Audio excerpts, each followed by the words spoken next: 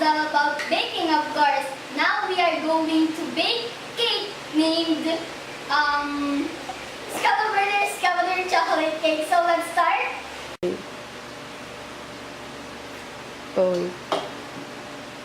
Game na ba? So, ang first step natin ay kukuha tayo ng dairy cream. Tapos ipapahid natin sa tissue. Tapos ipapahid natin siya dito sa ganito. Yan, ipapahid lang na ganyan. Ang purpose nito ay hindi ko rin alam. Ginaya lang. Ala!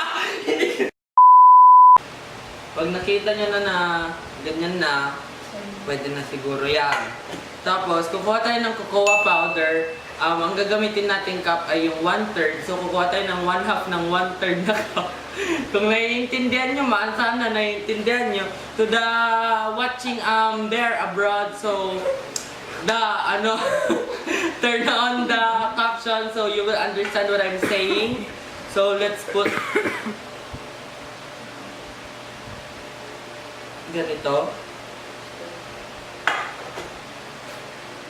Tama, ganito.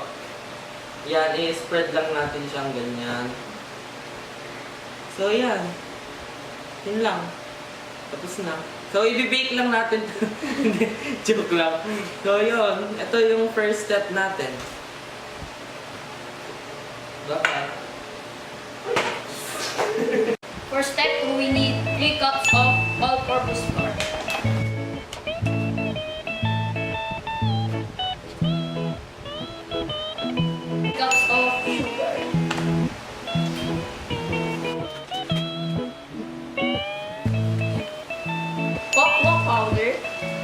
We need 1 and 1/2 cup.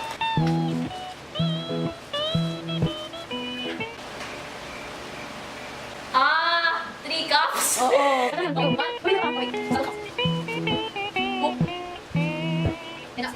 Next, baking powder and baking soda. Tigwa 1 spoon. Tablespoon. A few inches later. Salt! 1 and 1/2 tablespoon. Tama? Done.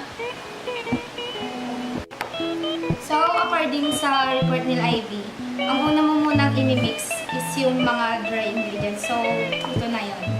Then, pagkatapos nun, next is yung egg, which is the liquid na ingredients. So, magano tayo ng 4 na eggs. Natin siya ng 1 cup of water. Then, pagkatapos nito, i-mix na natin siya together with that. So, ngayon, i-mix na natin itong mixture gamit itong hand mixer. So, number 1 lang para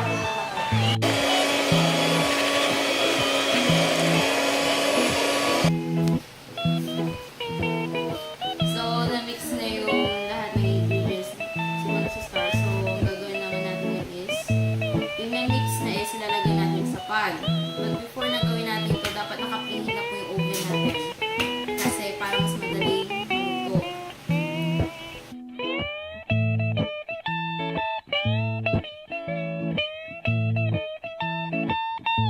Ngayon, ilalagay na natin to sa oven para ma-bake.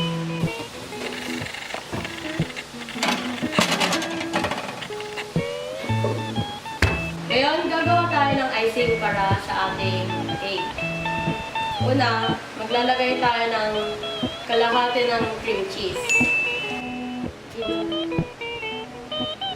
Saka maglalagay tayo ng 3 butter.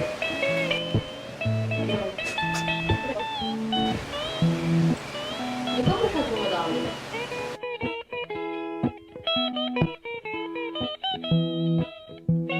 A few moments later.